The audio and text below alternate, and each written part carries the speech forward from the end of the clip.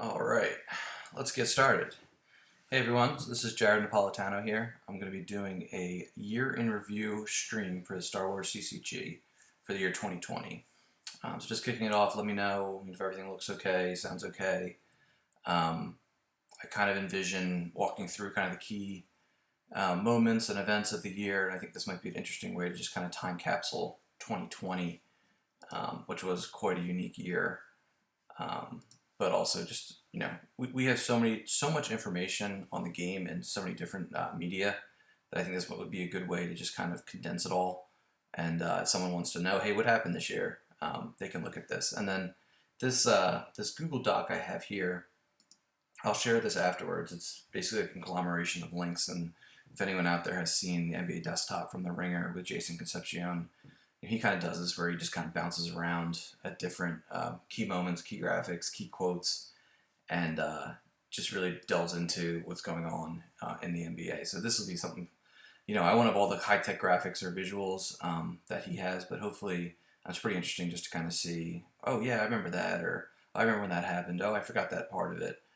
So we'll go from there. So I'll try to be concise. I don't want to go for 2 hours, but I also don't want to, skip over things too fast. So I'll check the chat here and there if anyone has any questions, comments, wants to drill into something a little bit more. Let's do it. I'm also going to have a couple giveaways. I will mention them during the stream, so just keep your ears out, and I'll mention them in the chat too in case people are listening, or just watching rather, not actually listening, or if they're or hopefully a lot of people watch this on replay as well. So let's get started. So here I have this cool graphic here.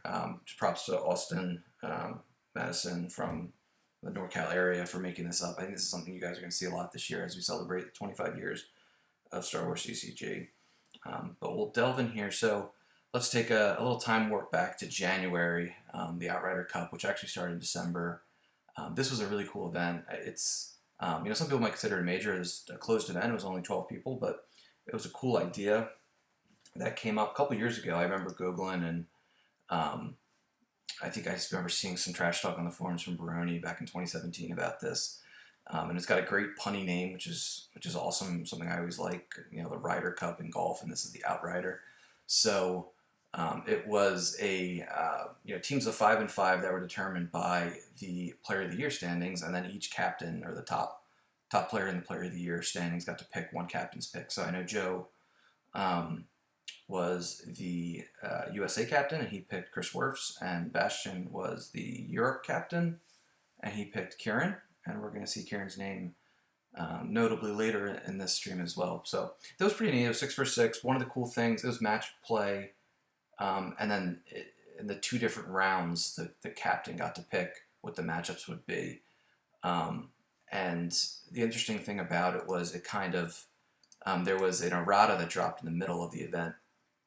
So the meta changed a little bit, and it was kind of neat seeing some of the top players and what they do. So hopefully you guys can see, this is the forum post that, of course, Chris Gogan was the tournament director for the event.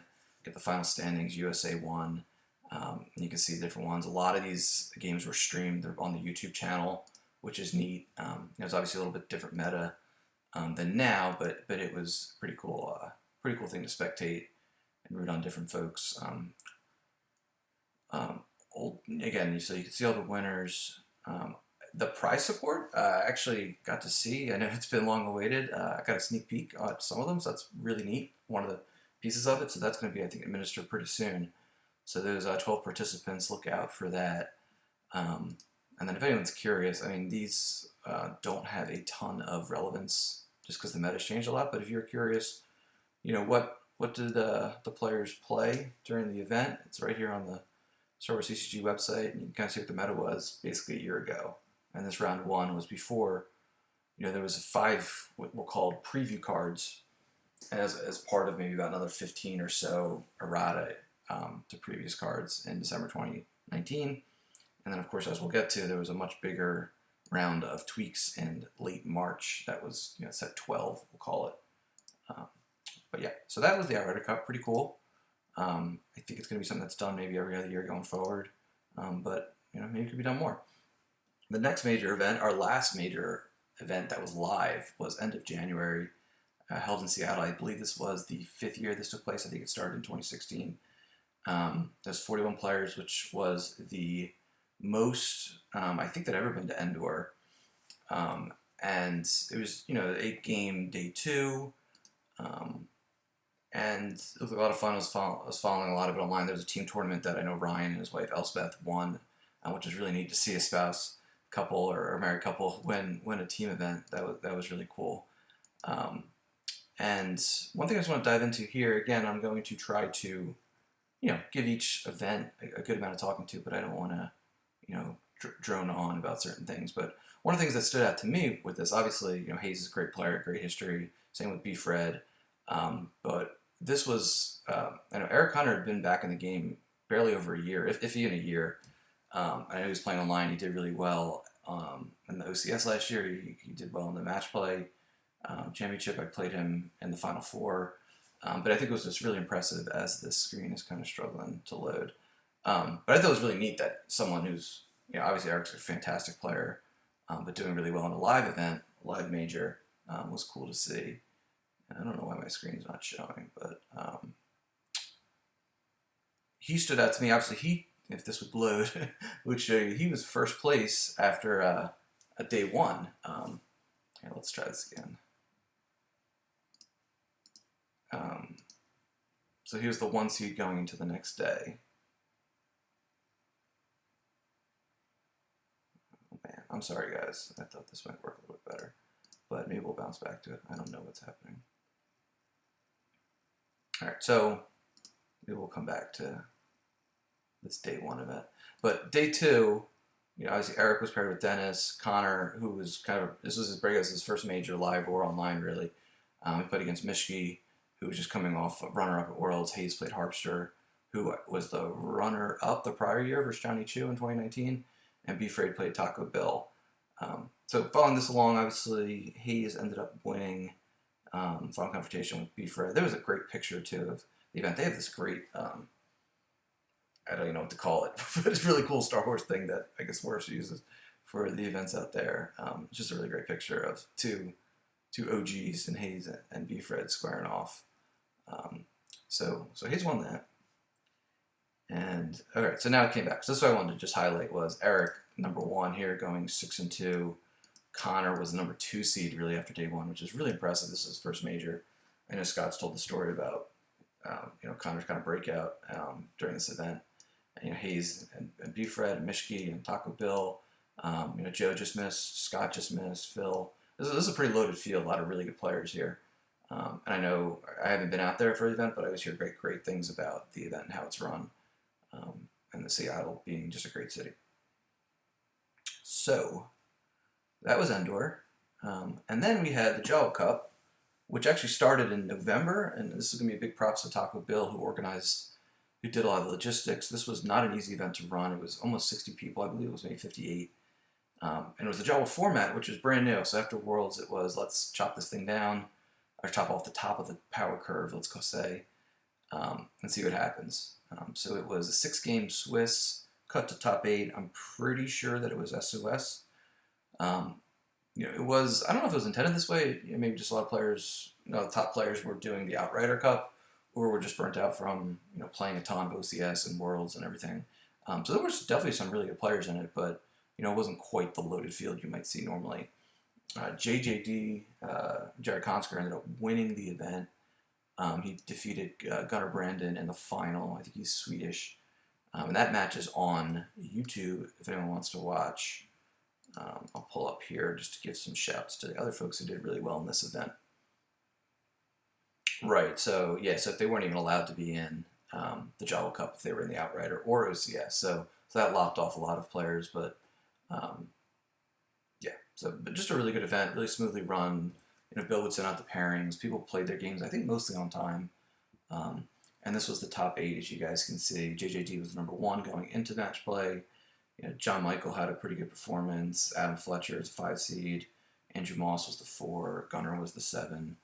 Berm, who I don't think he's pretty active on Jump. He plays a lot of different formats, but not usually too many organized events, so that was pretty impressive. He came in with the 2 seed. And of course, Gornall Bob and Alex won, who had a really good showing in the Euro Cup that we'll touch on later. So that was the top 8. Another great event, the inaugural Jello format event.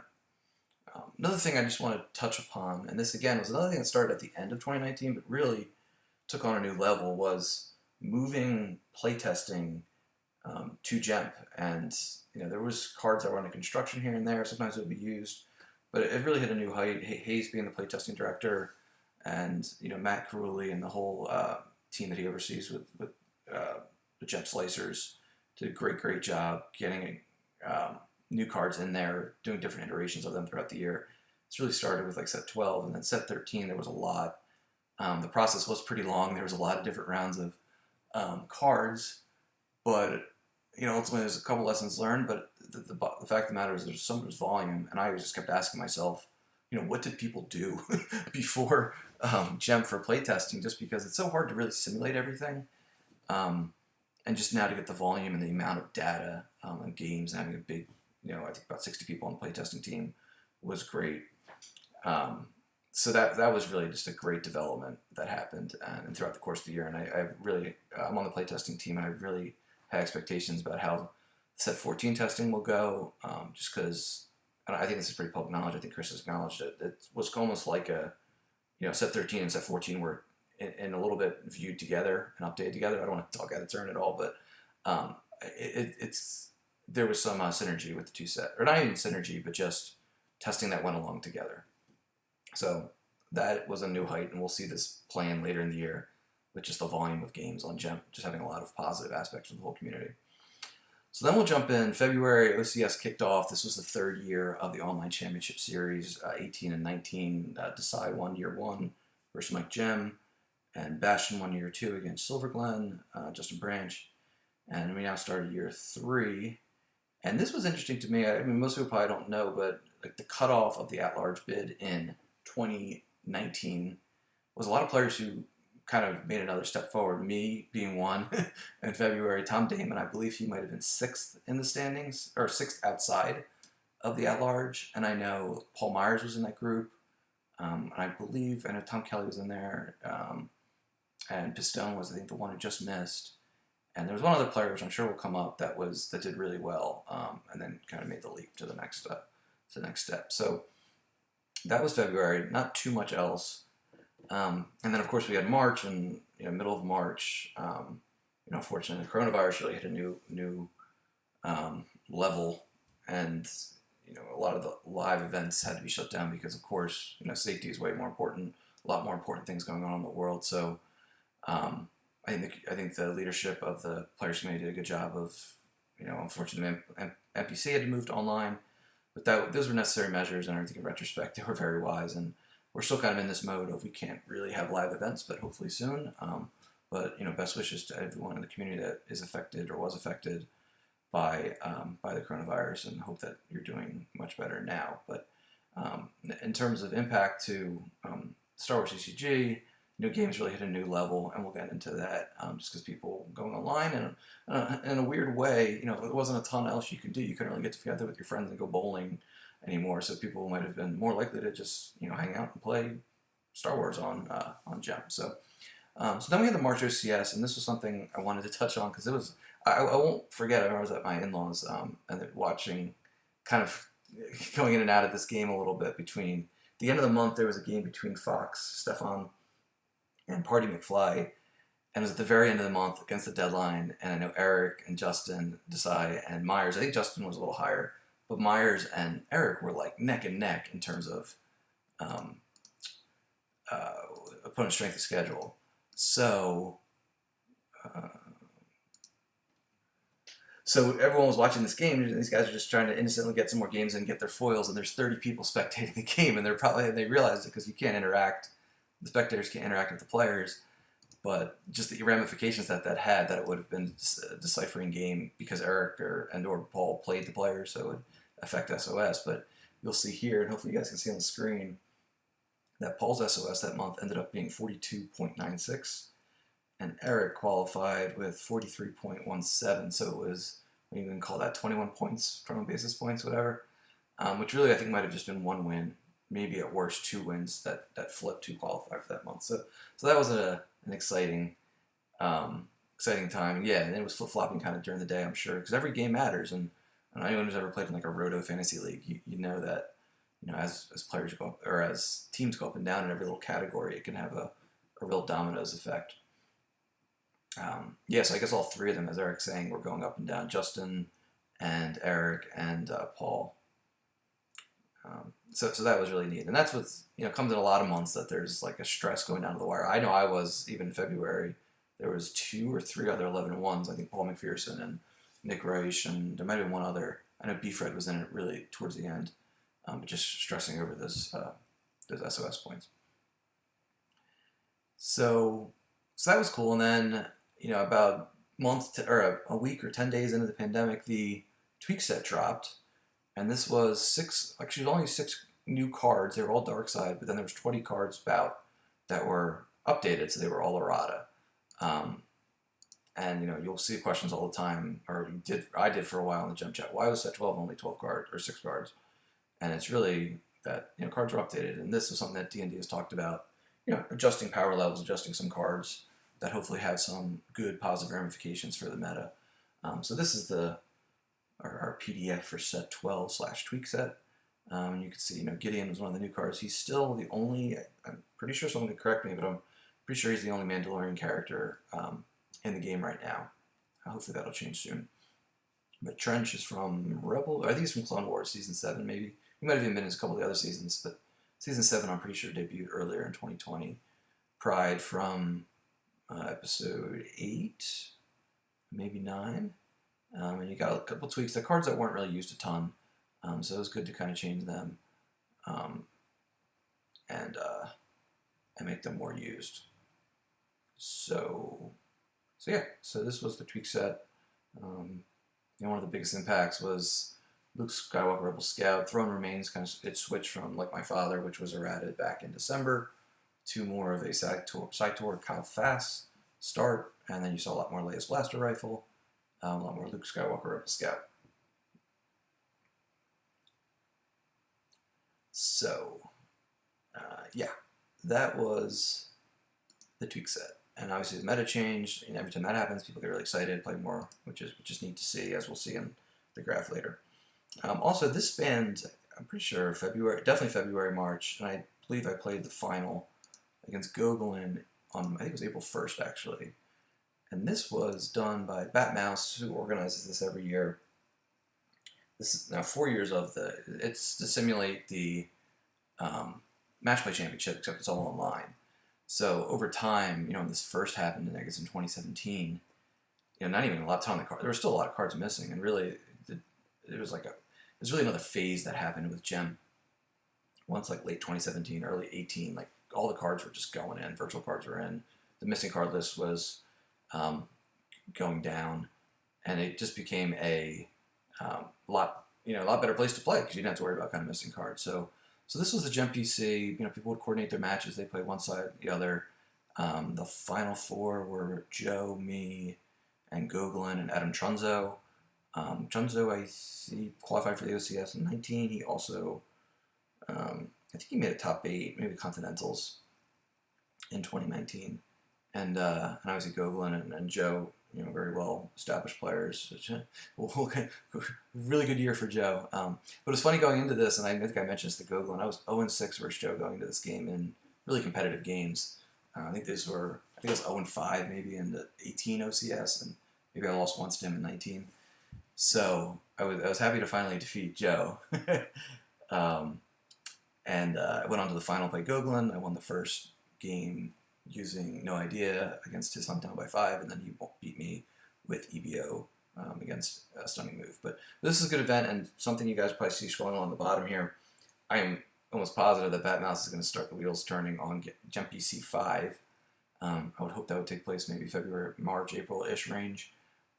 There's usually a consolation bracket. I know in prior years it's been a little bit difficult sometimes to get people to play their games in the consolation bracket, but I think he might take a little harder line this year, which would be good for the people that really want to play and keep the line moving. So this would be cool, and I think Joe talked about it once, that it's neat to just have something on the line, even if it's just it's just a little more people put more effort in.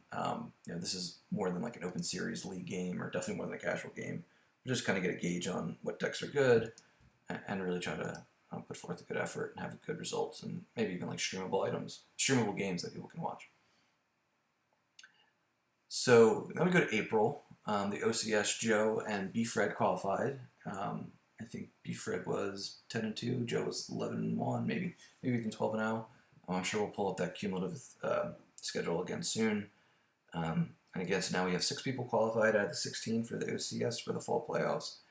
The online match play championship, which as I mentioned got bumped to online, which was an incredible audible, really, and I'm pretty sure Goglin has some pretty good war stories just about, that was a challenge. That was a lot of stuff that had to be done.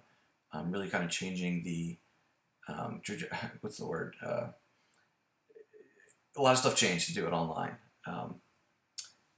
And I'll pull up the bracket here.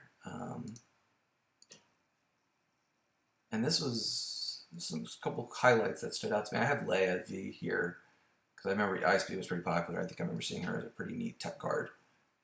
This looks like it might be kind of small, so let me zoom in a little bit.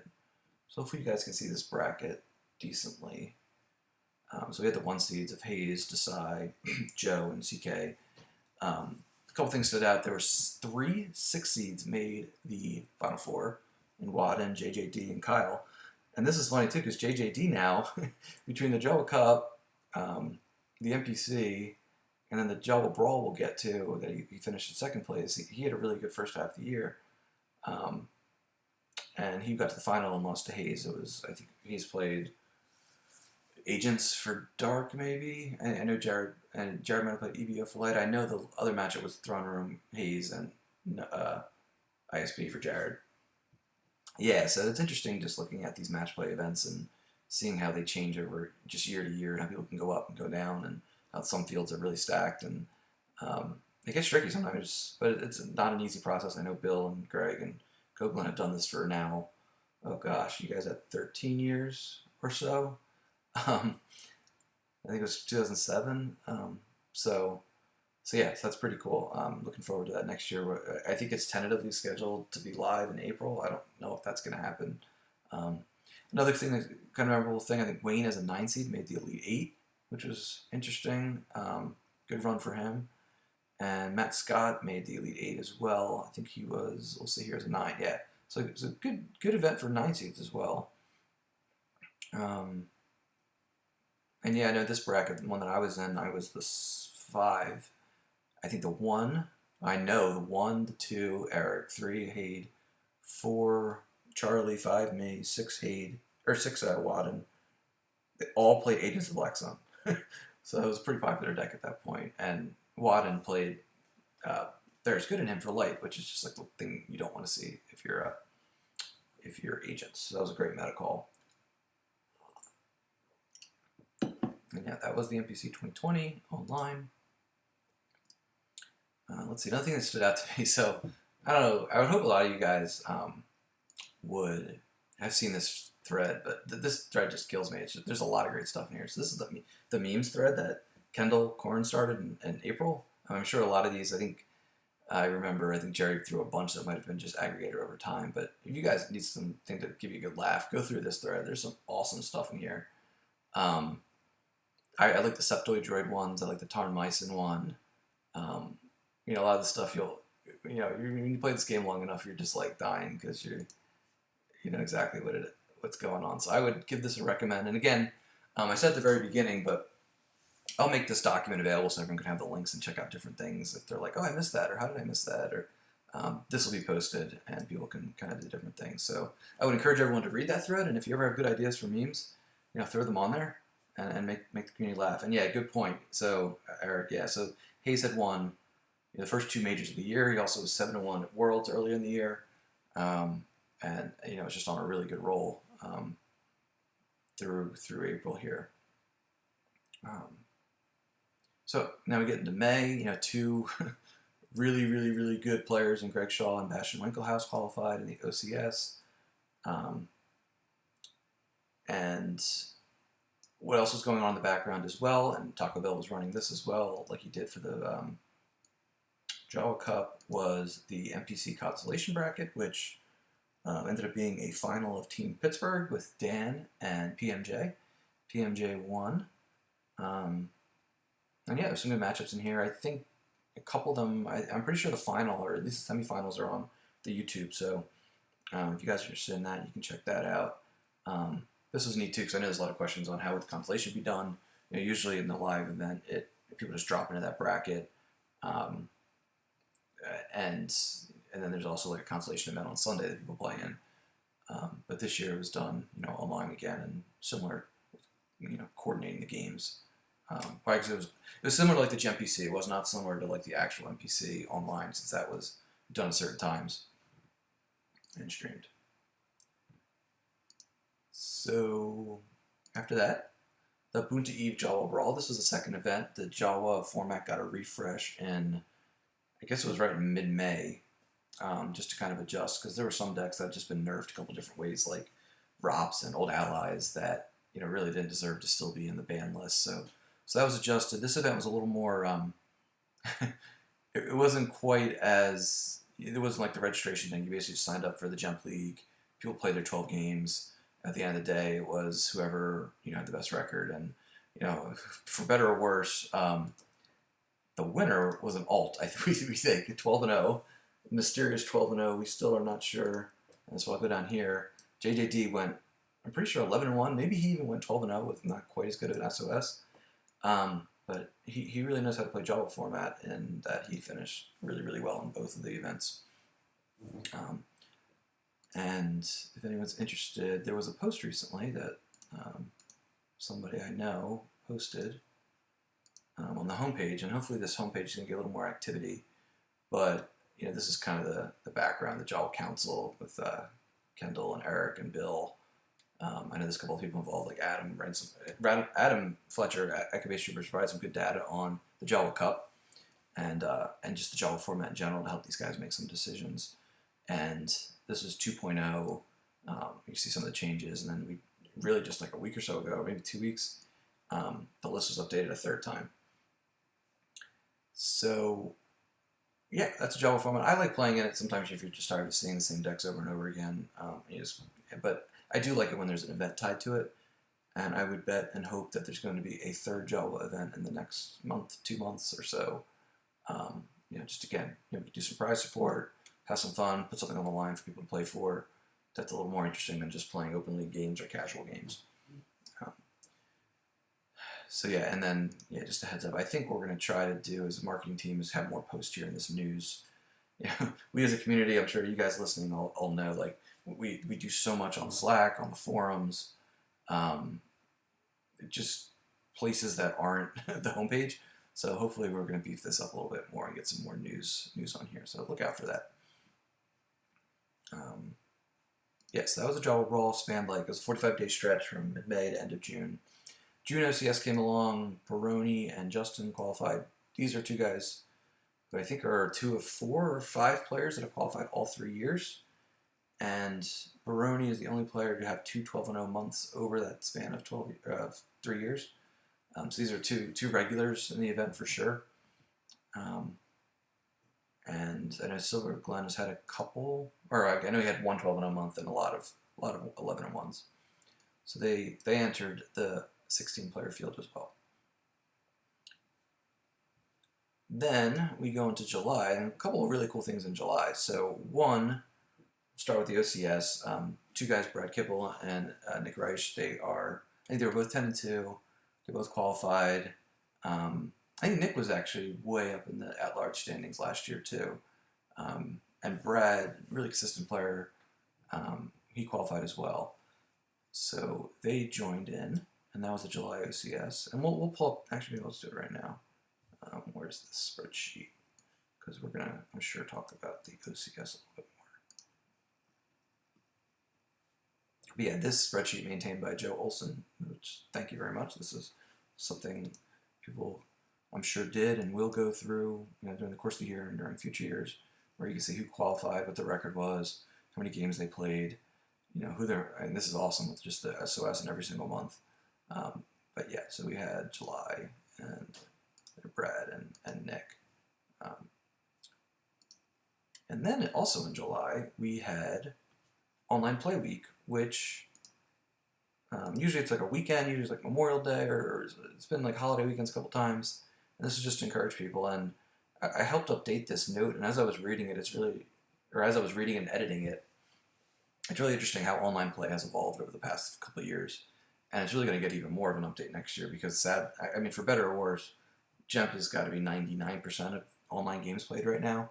So Holotable, I'm sure some people still like it, still has its place for certain things, but GEMP is just so popular. And the rules enforced makes it, frankly, just a lot better for new returning players. And just to have like an active judge all the time is great too. So the European prize team with Kevin, they made these holofoils, which are really neat again. This year they were Admiral Trench and Captain Rex Holo AI, which is pretty cool. So I think there was a good amount of people that got these. And I'm looking forward to doing this again next year. It's kind of interesting because I feel like we've had online play year and a half, or I shouldn't say year and a half, online play 9 months so far. And I'm not sure how much longer it'll go. It might be another 6 months, but who knows? With the vaccine getting administered, hopefully that cuts down the time. Hopefully we can all see each other at events again. But that's Online Play Week.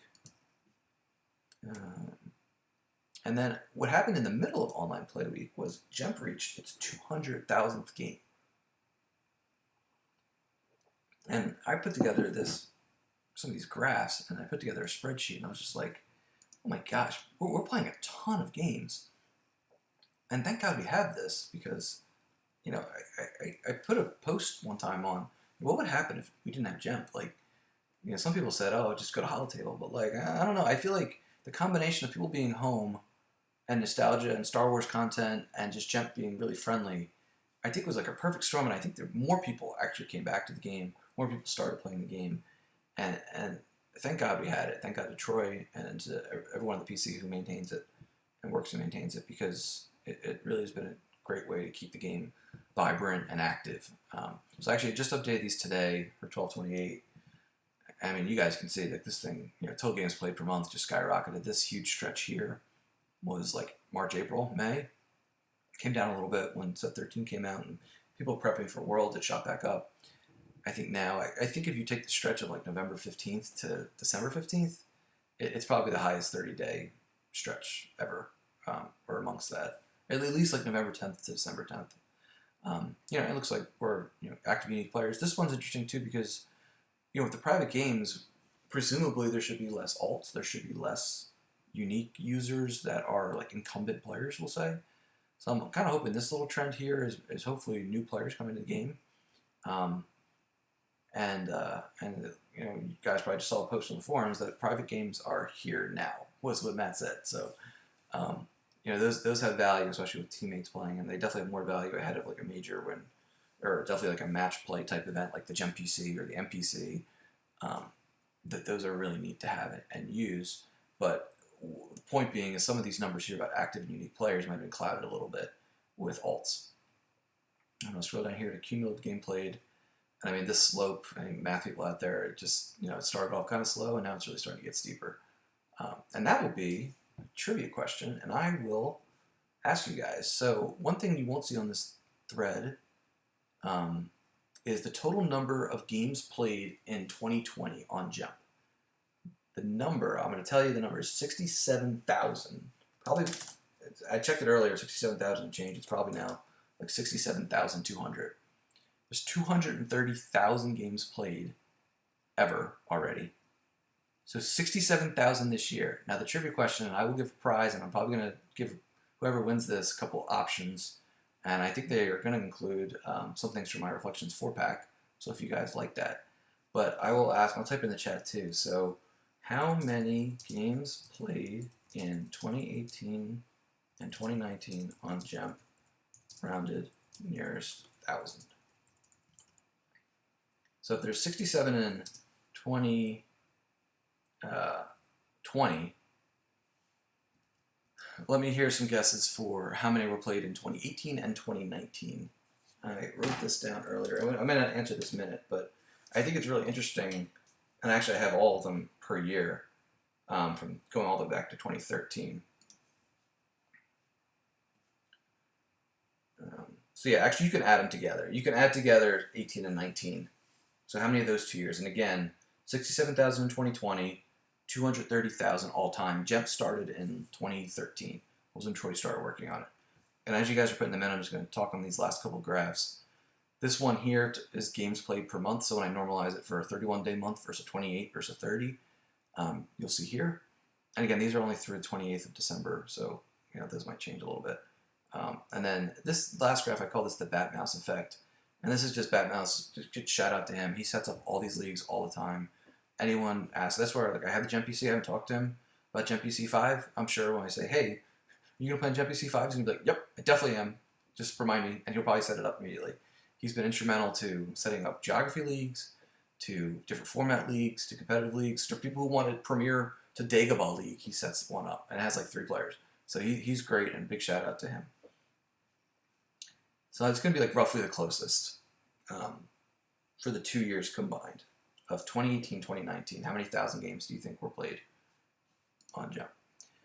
So that's this crazy post that I have that I still want to update because it's just really fascinating to me. And especially like what format people play. All right, so we got a bunch of answers. It looks like, so there were 41,000 games played in 2018 and 42,000 games played in 2019, and then jumped up to 67. So there was like a plateau from 18 to 19. And if you guys are curious, here I'll go in order. So 2013 was 1,000, 2014 was 6, 2015 was 16, 2017 or 16 was 20. I should just put this on the screen. So it went from 1 to 6 to 16 to 20 to 37 to 41 to 42 to 67. So point being, they really jumped in 2020. They were almost like plateauing. They were increasing from 17 to 19, but not a ton. They definitely jumped from 16 to 17. And it's been brought up in a couple places, but I think it was something about Rogue One and something about Gem. The combination of those two brought a lot of people back to the game. I'll give a shout out. I'm working on a visual that you guys might see on the forums. Check it out. I say, like, please help, marketing visual. And it's just interesting to see when people played, when they were active, when they left the game, when they came back, when they started. And one thing you see is just a ton of people come back right in that like 2016, 2017 range that maybe didn't really even play since like 2000, 2001, since the Decipher days. So I think Rogue One was just such a great movie, and really, that's me personally. I know Ryan Serson, the same. I'm pretty sure Connor's in that boat. There's a lot of people like that movie just really hit a nerve and got people to get back into the game. And with Gem really hit a new level, I think it's when Troy really started coding up a lot of the virtual cards. So bottom line is I think Taco Bill's going to win with 67 because the combination would be 83. And looks like several of you undershot. Chris Kelly was over by a good amount with 125. But yeah, so Taco Bill, you're getting some stuff from me. All right, so that's the stats. Let's go down here and let me open this up. This might be a little tough to see, but again, I think there's a lot of interesting stuff in here. So this is a spreadsheet. This is what I keep, and this is really just the last 12 months. So point being, I'll call out a couple highlights here. So in March, Gem hit 175,000 games. In July, it hit 200,000. In November, it hit 225,000. There was an average of 5,600 games played per month in 2020. And I think what that means is we're going to get to probably 300,000 games probably sometime late in 2021. And if the pace kind of stays the way it has been, more so in the second half, or if the pace stays pretty healthy, let's put it that way, yeah, we might hit it before the end of 2021. So again, this is 7,000 games at the bottom right here, which I'm covering with my face, but move me up for a minute. So yeah, so 67,000 games played, 5,600 a month, 230. A lot of these things are summarized in the graph, but you'll see the formats here. So some that, there's still not a breakout. Maybe it'll come eventually of league games or playtesting games, which obviously they're their own format. But and I'm not sure. Maybe Adam, if he's in the chat, can tell me. I don't know if the private games fall in this non-casual league, or if they actually go into like their respective format. But point being, Classic is a pretty high percentage of the total. Premier Death Star 2 is a pretty high percentage. I think Classic was really heavy early on, but open is always going to be the most dominant. That 31.5% of games played that are non-casual. I mean, that's a lot of sealed stuff, but it's probably also a lot of open leagues and Java leagues. But yeah, so this is over the course of all of GEMP, and I'm sure that'll change just looking at certain years. There's an average about 230 Java games per month in 2020. There was 207 games per month that premiered at Death Star 2. Those are easily the two highest alt format, we'll say. Nothing else averaged more than 100. Definitely want to give a shout out to Limited Resources format, which is new. There was 59 games played when I checked this earlier. That's neat. It's kind of like a classic. It's kind of lower power levels. There are some shields, but like limited shields. But I've given it a try. I like it. I need to tweak some things. One thing I've learned is I'm just going to put like 3 times Gunite or start Gunite. And Bad Feeling of Eye is really strong, and so is always think with your stomach. So it's cool though. It's definitely interesting in that it's not like figured out. All right, so let's see. We're at a 45-minute pace. We're about through July. So let me give a shout out to my buddy Kendall here, and I'll give another one with his World Championship Series. But he did a really interesting podcast back in July about finance in Star Wars CCG, and our good friend Chris Goguen was on there, as was Greg Nerschberg and Eric Garchow, who are two of the pretty busy sellers of Star Wars CCG. But I would recommend this. This is a really cool listen. And point being is that the market for Star Wars CCG, and I guess all gaming and a lot of card games, really blew up in 2020, especially, in the middle of the year, as kind of like not immediately when the pandemic happened, but a little after. And I think there could be a lot of reasons why, but just really fascinating. I think it's come down a little bit, but it's still really high. So it'll be interesting to see how that goes. Another really cool thing in July was Mr. Echo Base Trooper dropped the the OCS ratings project that he'd been working on. So this is from the OCS forum, and he utilized Tableau to develop a ELO system rating for everybody. And at this point, I think Joe was probably really shocked and upset that he hadn't been trying this hard, since there are like these ratings. So yeah, all the caveats aside of, he did this mostly as fun. These aren't Bible. These are pretty neat to just kind of see though. And going forward, people want to look at like their 2020 rating or how they changed from 2019 to 2020 since this was released. I think Joe's avatar on Slack is still his graph of basically after he qualified versus before. So this is just so cool, and he has not only this graph, but also let me open the second one, just like a table, and this would give people flashbacks to the Decipher days when there was ratings. There aren't quite as many people over 2,000, but these are exclusive to the OCS. You can see different things here. You can filter this by different people. Someone like me, I've played all my games, so I think I've had the maximum of 264. I'm just going to pull me up here, and then I'll show, and this is neat. And then another thing, let's see who else can we pull up. Let's pull up Taco Bill. And there's Bill. He's on the same trend as me, just me. And then, yeah, let's do Joe because he made it his avatar. Where's the Rebels by? Yeah, so this graph here, you can see when after he qualified, he just kind of started playing some fun stuff, doing some Hall of Theater deck building challenges. But yeah, so this is really cool. And then there's this table too that shows everybody different games played. A lot of people who aren't going to surprise you where they are. Like Eric's up here. He only has 105 games, but he's 6th all time. Gem Tom, I don't think he's really played like at all in the last year. Definitely not competitively, but he's obviously really impressive rating. You got your OCS runner-up, spoiler, OCS winner, 2-time winner now. So this is just cool, and I think now that it's been developed, maybe people will, embrace it a little bit more next year. But I'm really looking forward to it. So that's another really cool contribution from EBT to the community. Yeah.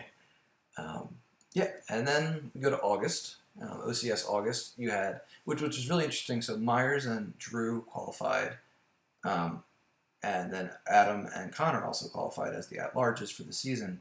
And I'm pretty sure these four were the top four in the at-large rankings as well. So it was kind of like no one really had like a bad break, and kind of like just missed out. It was basically the people that were clearly doing well for the entire length of the season all kind of came to fruition in August. And and even like Adam and Connor ended up being the 3 and 4 seed since they had a really good, impressive record all year long. And maybe part of that is because they had to keep trying because they didn't have a clinched. They couldn't afford to play Scott's boom race in a game to try to complete a challenge. But yeah, so that was neat that Drew and Myers, who was like the at-large leader pretty much the whole year with just these 10-2, 11-1, 9-3, 10-2, 10-2, 8-4, and then 11-1. So that was August OCS. And then we had in August the Texas Mini Worlds Players Championship, which big shout out to Rob Hendon who organized this. The Texas event was held live.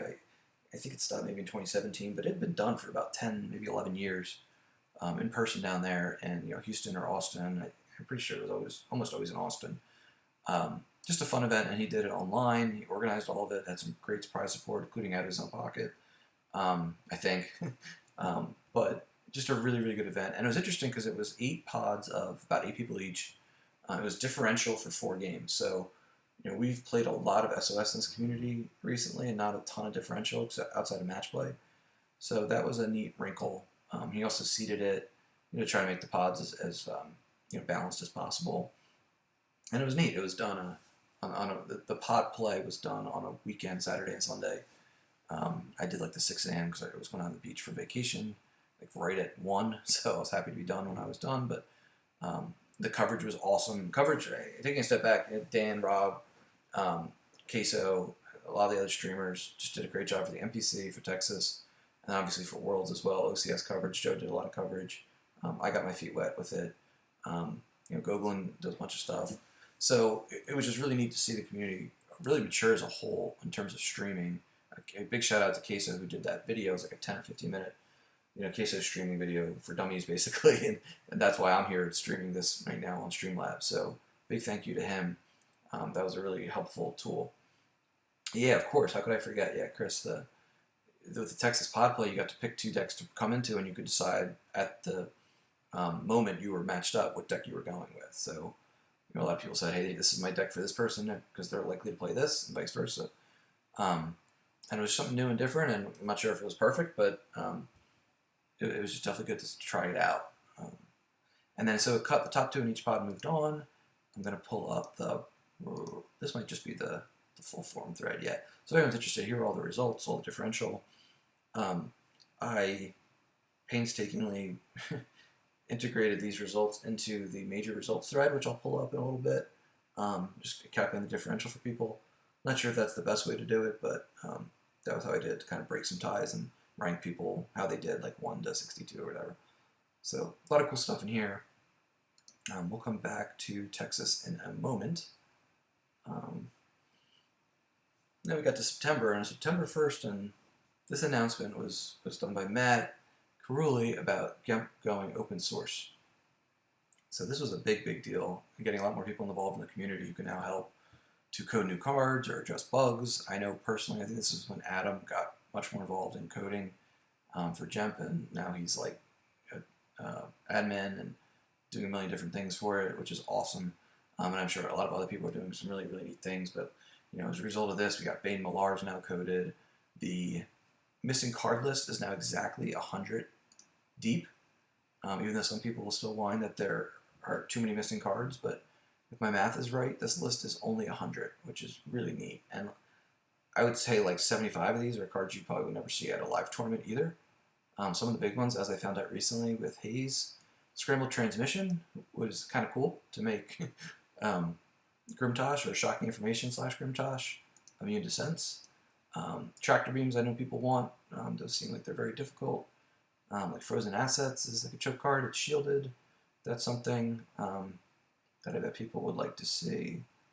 But yeah, so hopefully this list just keeps getting chipped away at and reduced. But it's really impressive how far everything's come, because this game is just so complicated. It's kind of amazing that Jump is where it is, really. And again, Detroit, all the developers, to anyone who's ever coded a card or worked on any of the issue resolution or different aspects of it, thank you. And this is the GitHub, which is now being used. This is where all the bugs can get reported to. They can be kind of triaged to kind of set up of who's working on what's most important, what does this fall under, is it a feature, is it a new card, is it a bug? So if you guys want to, I signed up for GitHub account. I submitted a couple feature requests, like AIs, for example. Like there's a lot of AIs for virtual cards. It doesn't seem like it's the most, I don't know, I wouldn't think it'd be the most difficult thing to change the image on some things, but probably not that biggest priority. But this is what's cool about open source, is that people at different levels, they might not want to do certain things because they're not as comfortable, but maybe something that's maybe a little more time consuming but not necessarily super duper complicated, that stuff can kind of be allocated out. So I recommend everyone to use that when they can. Alright, so now let's go down. So Texas Mini Worlds, this again started like in mid-August. It went all the way to like early October. There are a lot of streams on the YouTube channel. If you want to watch these, here's the bracket for the top 16. Let's take a second to load.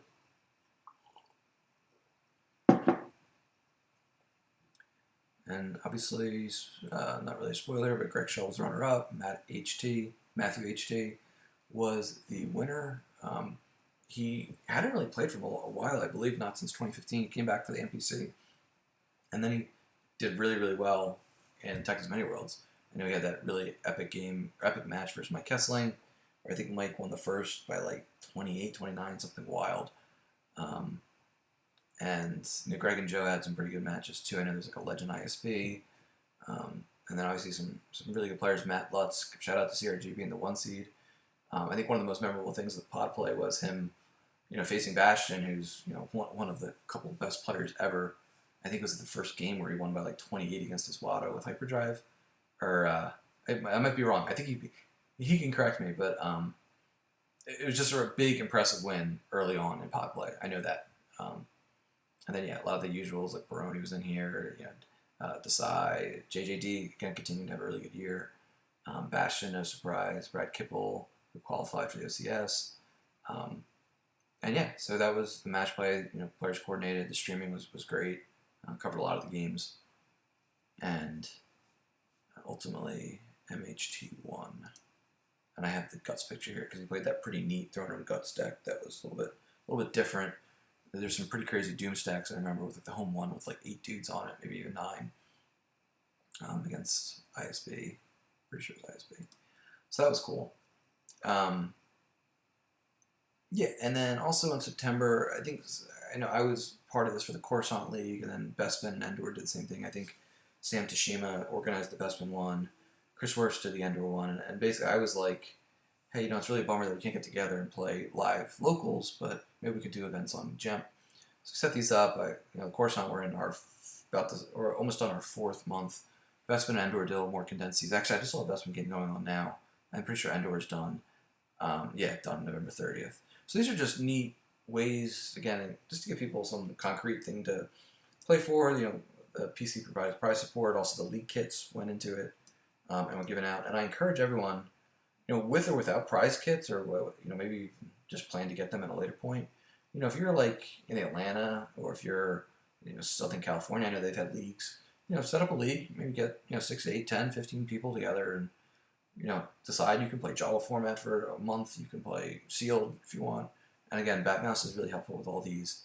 And I would encourage you to maybe reach out to people in the tournament committee like Show and Taco Bill and Googling about maybe just making sure the events are kind of quote unquote signed off on.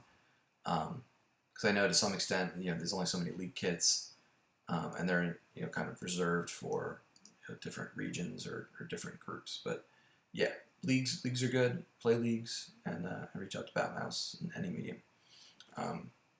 Now we go into October. We have the OCS playoffs, top 16, and this maybe is where.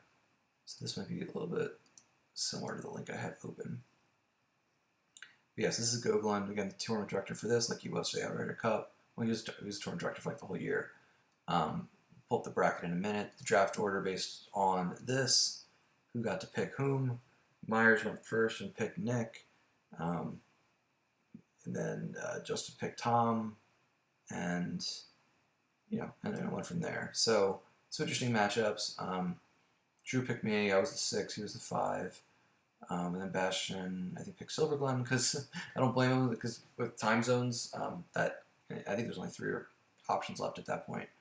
But yeah, some really great matchups. Pretty much all these games were streamed. They're on the YouTube. Check them out. Some really good matchups with some really good players. The meta changed a little bit, I think, in between the quarterfinals and the semifinals, so right around like November. No, actually, I think it was after round 1. Yeah. So for like all the top 8, top 4, and then they played the final, Justin and Myers, under the same meta, even though the cards were just about to come out, or they did come out. So here's all the matches, and I think Gogolin even links the YouTube videos for these. The bracket is up here, in case anyone's curious. Again, this challenge really comes in handy. We use this for a lot of stuff. So Connor was a semifinalist, as was Bastian. Bastian beat Adam. Justin beat Shaw. I think when it first came out, this bracket was really impressive with Roney and Shaw being, just really, really accomplished players. And obviously there's some excellent players in other parts too, but that one was pretty wild. I think I did a quick math of, that world's points calculation that I've done that some of you guys might have seen. And this one had like, I think 110 or something, some crazy number. And I think Bastian's might have had like 80%. Maybe it was, it was far and away the highest, was this quadrant. Okay. So that was the OCS. Then there was a competitive balance errata that came out right around the middle of October.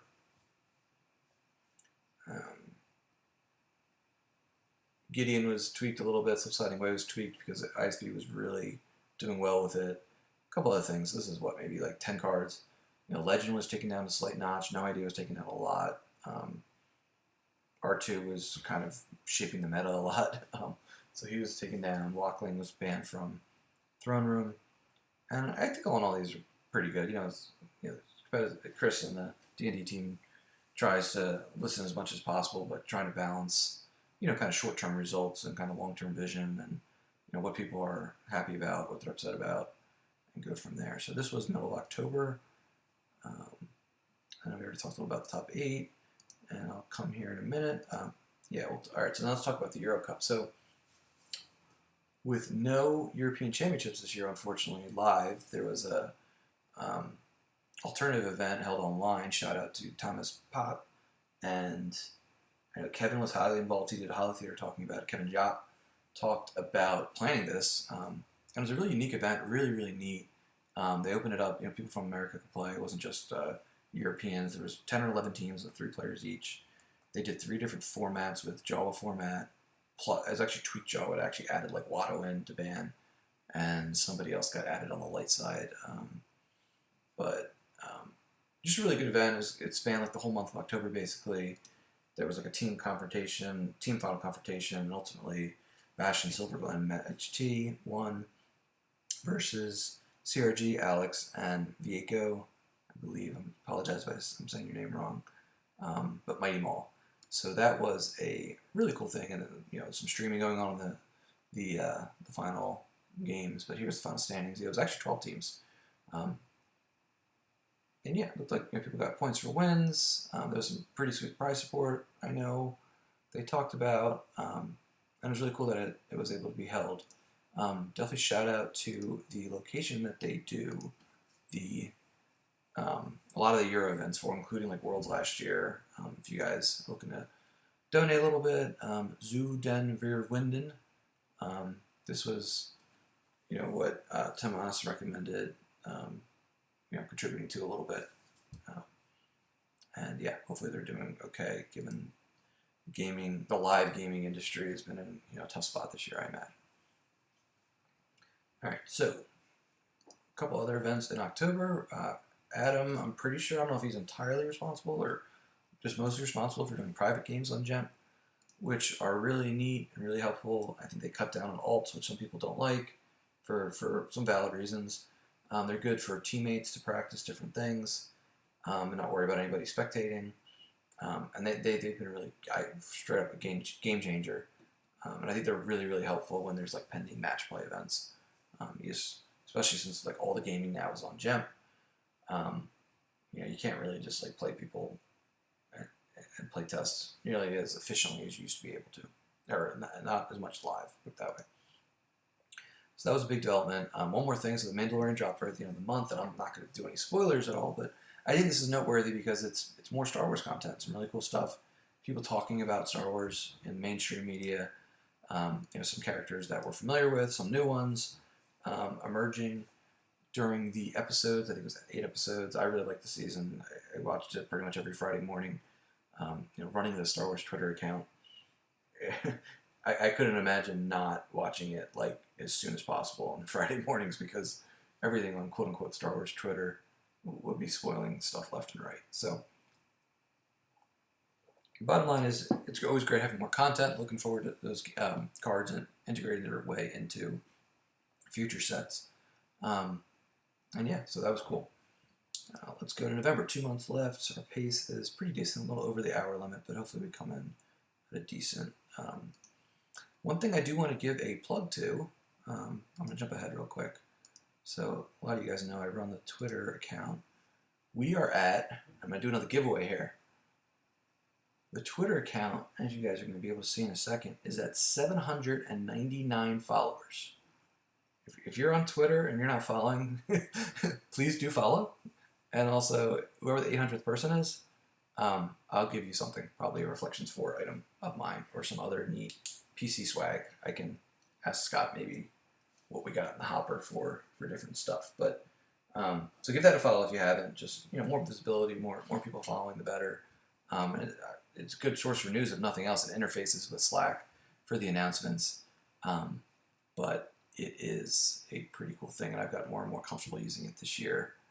I'm trying to take advantage of the benefits of being more on social media. So I'll hop back to that in a moment, but something that I think most people are aware of, this was featured on the Hollow Theater episode, just really, really cool. The Collecting Encyclopedia version 3.0.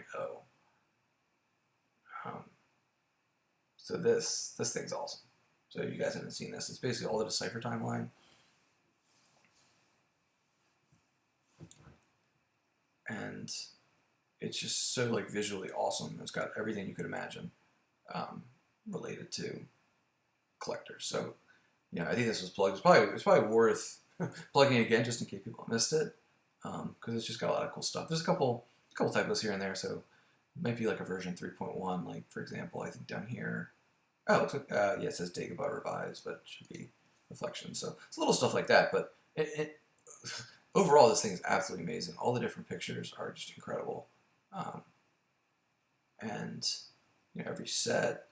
And if you guys are interested in there's a spreadsheet version on the collecting portion of the website too that has all the virtual versions. But this stuff's so cool. And obviously a lot of the stuff you're familiar with, but stuff kind of towards the middle and towards the end of this get really neat and interesting, like t-shirts and publications. I'm probably making you guys go dizzy, but there's just so much good content in here. I think it's like 130 pages. And just great stuff, like about the Japanese thing. And then, yes, this is a new version. I know you got uncut sheets in here, so hopefully some of the holes get filled in, but just an incredible thing. And then there's a great Hollow Theater episode on it too, which I'm going to plug specifically because it talks through a lot of the background.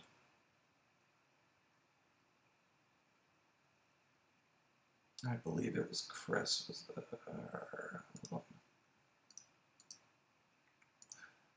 yeah, we'll revisit that in a moment. But so yeah, so that thing's really neat. Check it out if you haven't. Also in November we had the OCS semifinals, which we talked about a little bit. Everything's on YouTube. Going to give a plug to the YouTube channel. If you guys aren't subscribed to this, you should do that. There's tons of videos on there. I think I'm going to put this video on here just because I think it has some good relevance for the community to kind of summarize the year. But there's all these different playlists like World Championships, which we had. I think there's like 53 videos. We got featured videos, all the different Holo Theater episodes. And so, yeah, Kevin Wilson. Thank you, Kevin Wilson. I apologize, I had a brain fart there, but thank you for doing this. This was awesome, the Collector's Guide. But yeah, again, plug the YouTube. A lot of great stuff on here, and we're probably going to pop in there at another point. But that was, all the stuff from the OCS is pretty much on there. Then, middle of November, we have Set 13 drop, November 9th. It was, fortunately, a lot of stuff on playtesting, a lot of cards were coded. It was pretty easy to make it go live. If you guys remember, like back in 2017, 2018, new virtual sets would happen, and people would be like chomping at the bit to see the new cards, but it might take 3-4 weeks. And it was kind of like a phase process, I believe, sometimes, where the cards would all come out at once. But now, I think for the last several sets, they have come out immediately. And, there's always going to be a couple bugs, but 59 new cards, a lot of Dark Side. Big themes were, Inquisitors from Rebels, and Watch Your Step with Smugglers with Solo. Hitco got some bumps, and there's a couple other characters here and there, but, I'm sure most people are, and Shadow Collective, of course, also from Solo. So interesting. I think the meta's still getting interesting. Adam put out some good stats on World's deck list breakdown, who's playing what. I know the tournament directors did a good job of in real time really providing what the decks were submitted. Obviously, great job by the graphics department. Chris Menzel and Kevin. I know Dan's on that team. Shout out to all them. Tomas and anybody on graphics too. It's just really incredible. I know I asked this question a couple times, but I think back in Legacy, there was very rare to see as many full slips. A lot of things were C-slips and half slips. So it's really cool to see the graphics department come, really do well lately. So that's Set 13. OCS finals, Desai beat Myers. I think Desai played Hitco. I think Myers played IE. Desai played ISB for Dark, I'm pretty sure. Good competitive games. They're on YouTube as well. So like I mentioned earlier in the... all right, thank you, David. We got an 800th follower. Yep, so that'll be easier to tell. All right, I'll get you something. So I'll reach out to you. Got your name down. And yeah, hopefully we get to 900,000 and just keep growing. Shout out to Kendall. He did this interview series. I forget exactly how it came about, but I know the marketing team, we were just like, hey, why don't you interview people relevant to like World Championships? Because he's a great interviewer. He's got all the tools. He's gotten more and more comfortable. I know he did like a design one with Chris Kelly. That was really good. And he's interviewed a couple different people over the years, or over the year, I should say. I'm going to click this. It's taking a while.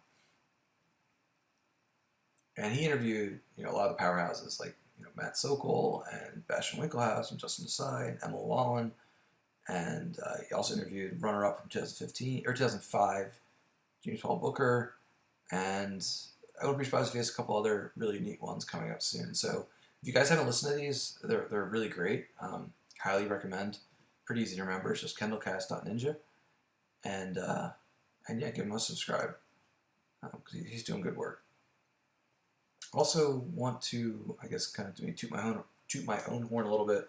If you guys didn't see, which would probably be hard since they go to the announcements in Slack, I did a SWCCG 25 to 25 where I did like a walk down memory lane and summed up a lot of the prior worlds, all 24 of them, did one a day, and I did like 3 tweets generally on both. And there was just some really interesting stuff. I feel like I know I learned a ton just about what was happening in Legacy. There's a lot of times where I was like, what were the popular decks? So I'm looking at deck lists from like 2007, 2008, 2009 when I was not active. And it was interesting to see, but interesting kind of see who made top 8s when they did it. It was interesting to see what countries they're from. And again, what popular decks were. And then see a couple different points like Scott and Menzel getting like Lifetime Achievement Awards was really neat. Seeing people get put in the Hall of Fame. And I tried to just capture a couple key cards for the different years as well. So that was going on like early November to right up to Worlds. And then we get to December, and we have Worlds. I mean, what is there to say? Like, it's just a huge, huge deal to move it online. There's so many people involved in organizing the process. The tournament committee, Show, I know talked with Bill, Desai, Casey, Gogolin, Paul McPherson, all the tournament committee. They did a great job. All the tournament directors for the different heats, all the coverage, like Dan, and the rest of the stream team. Dan streamed so many hours during those weekends. It's really incredible. But ultimately, we had 97 people submit deck list. 32 people went 4-2 or better and got to the next day. And then 8 players survived, obviously, at day 3. Finals were Joe versus Kieran. They interviewed the new interface while they were commentating, Dan and Eric and Desai, which was really cool to see that. I've been on as you guys might have seen, I did an episode on this channel, actually, which I'm going to continue doing. I did the first one last week, and then with the holidays, I'll probably pick it up maybe another week or so. I just called it That Time I, and just kind of memorable games, but kind of a one to entertain, maybe 2, maybe some NART or newer returning players might find some value in gameplay, but also 3, maybe kind of discover some bugs with the software as I review old games. So look out for more episodes of that. But the new interface is just really cool and does a lot of things. And Eric Lands, shout out to him for developing it. He's adding, modifying it like constantly, so it's just getting really, really neat. And like a teaser, like he even just added a new function recently that you can, simulate opening 8 hands. You just keep doing it to kind of get a feel of what your opening 8 will look like, and also like deck stats, like what's your average destiny, what's the average power of your characters. Really cool stuff like that he's just building into it. So looking forward to that. Just constantly evolving, and me using it more for that stream, but also more playing with it and getting a better feel for it. So only a few items left. This is pretty good. I was afraid I was going to talk and ramble too long. I'm only doing that somewhat. But we had the Player of the Year, which is Joe. Congratulations. Google does a calculation for that based on all the results. Obviously, it's kind of a balance of playing a lot of events and doing well in a lot of events. This will give me an opportunity to plug this item, which is actually my signature on the forums, but this is a spreadsheet of all major results since the reset happened. And people ranked. So, it's got all the NPCs, it's got all the Endors, it's got Worlds, and I tried to denote when new sets came out. So several of you are probably familiar with this, but, with Worlds, we had, it says 99 up here, but I think there was a couple people that paid and didn't play, but this is the ranking of everyone and how they finished. OCS is kind of tricky because, do I put in all 100 people that played a game? It's just really top 16. Texas, I mentioned earlier, I did differentials. I mean, at the end of the day, what is this? Like, that's where I put these big stars here, because these items that are more like averages or top 8 rate, there's a lot of caveats that go with them of, sometimes they're online, sometimes these are live events, sometimes I'm using some judgment, i.e. using differential, which is kind of interesting across 8 different pods. So take it for what it's worth, a lot of points, but some things that are pretty obvious here. When you see like top 8s, like Joe has 15 top 8s, extremely impressive. Desai has 12, Chu has 11, Fred has 10. They've played in X number of events, so you can see their rate here too. But yeah, some of those active players, you'll see like B-Fred, Shaw, Worse, Joe, CK, Gogolin. They've all played in 20 plus of these events that I've tracked. All quote-unquote majors, like Outrider's on here. Euro Worlds isn't, just because that was a team event, and I'm not sure really how I would build that in here. I have to get a little creative, but bottom line, if anyone's ever curious of how they performed, I mean, maybe they have it all written down personally, but this is pretty neat. I plan to continue updating this with each year, or with each event, I should say. All right. So last couple items. So Reflections 4, you guys probably saw the Holo Theater. Hopefully you saw the Holo Theater with Kevin and Chris, with Dan, I think it was 2 weeks ago, where they debuted these Reflections 4 packs. They're awesome. They made 200 packs. They're really unique stuff. Some of them are playtester. I'm going to jump to checklist file, a checklist picture, so you guys can see this. And you can see that there's several playtesting preview versions that are subject to change, but still really neat to have and see. Combo cards, again, these are set 14 stuff, might change. Japanese foil, good thing is if these change, which, these are all previous sets. So these are all cool. You can use them. Just carry your English version in case someone you're playing in real life doesn't know what they do, but they're really cool. Get more playtesting versions. Again, these are subject to change. And then you got some really neat ones, ultra rare stuff with Emperor's Enforcer white border, AI, an autographed Hera, a Ray's Hut white border, Hoth Ice Plains white border. So with the AI, so really cool stuff. And then obviously, the super rare, only 8 of them made, or 8 of them produced, I should say. So they're his signature on 8 different cards of Decipher, Creator, and Owner, Warren Holland, 1 per 25 packs. Again, there's 200 packs, so it's really neat. I think some people made a comment. It's kind of cool to several people excited to go to your mailbox and get these and open up packs of some unknowns and some different rarities. So really cool stuff with the reflections for. And then definitely want to give a shout out to Hollow Theater, Dan and Kiso and everyone else who co-hosted a lot this year. I knew Matt Lutz and Robbie and Desai did a bunch of co-hosting. All the guests. Make sure you vote for Guest of the Year. I just retweeted that earlier today. So go to the Twitter, vote for your favorite Guest of the Year. Just really impressive. I don't know exactly how many episodes this year, since not every single one got put on YouTube. Most of them are, but I'm pretty certain that there was not a single episode, not a single week missed from July 1st to the end of the year. Christmas week was the only one. Even Thanksgiving, even the day before Thanksgiving, Dan did episodes. That's really, really great stuff. And obviously says a lot about Dan's dedication and also the community that just have people available to co-host, to be guests, and stuff to talk about. Really exciting things going on. Really good stuff. Holiday Gift Exchange, this was run by Ming. Shout out to him. The one thing I definitely want to highlight in this thread, the infamous 3POs. So I don't know if you guys, this is like the tradition, I guess. You take one, you add a whiteboard 3PO, you draw on it, you pass it along. Really cool thing the community does. So if you guys didn't do the gift exchange, I encourage you to do it next year. I did not get mine yet, but the postal service is really delayed. Hopefully any day now. I sent mine and it's been delayed, so my person hopefully isn't like this guy putzed around. But I think everyone's pretty understanding this time of year since the postal service is in big trouble. But big trouble with backups. So that's the gift exchange. Join it next year. And then one final shout out, and then I'll wrap some things up. Another thing that Adam did was he put some new formats or help code.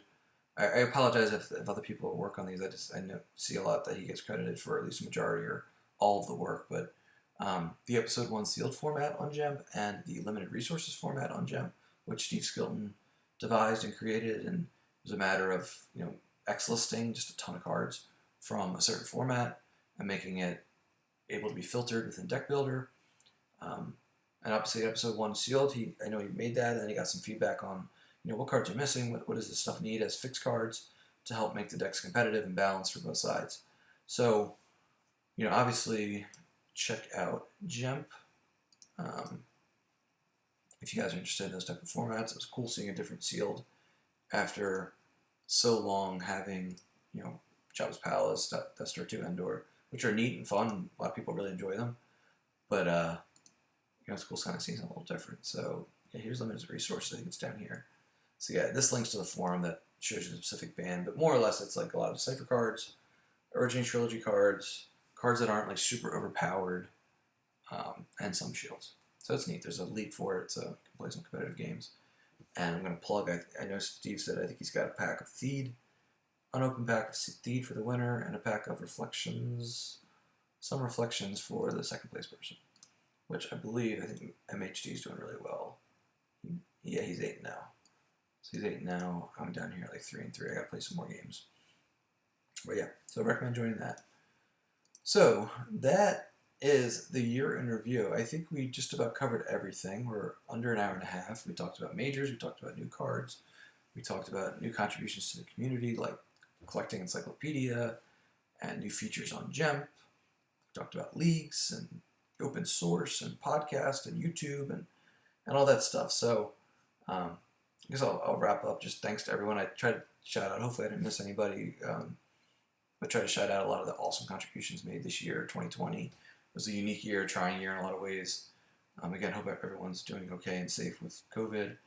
And it was kind of bummer. It was definitely a bummer not being able to see everybody, but at least hopefully we can kind of work as a community and see each other through through streaming and playing on Gem. And hopefully 2021 we can all see each other again at live events and have some majors in a safe manner.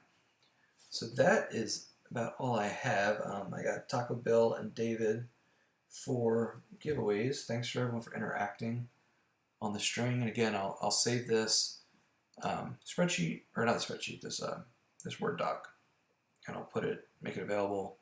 And in this stream, I'll put on the PC YouTube channel as well, so people can rewatch it. So, whew, I need a drink of water. My mouth is dry. But yeah, so one more thank you again, everyone. Hopefully this was a good time capsule for the year. Hopefully there's some good rewatchability in the next, at least a couple months before 2020 really starts hitting the ground running. But looking forward to the OCS in 2021. Looking forward to a Jello event. Looking forward to Gen PC 5 and whatever format NPC and Nationals and Worlds end up being in 2021. Hopefully it's hopefully it's all just safe and productive and everyone has a great time. So again, once more, thanks you very much, and I'm going to sign off. Everyone take care and see you around. Thanks.